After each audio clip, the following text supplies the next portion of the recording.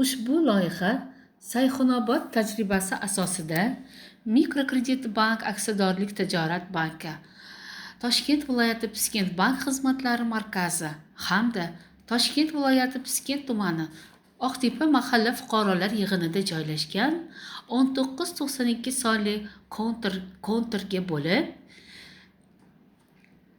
yer maydonimizga qizil loviya, fasol mahsulotlari ekilgan.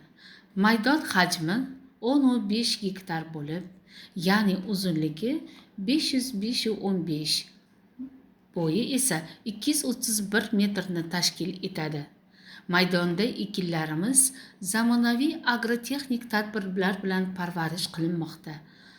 Hozirda fasol mahsulotimiz rivojlanish jarayonida. Ekinimizni yetishtirish 90-100 kun davom etadi.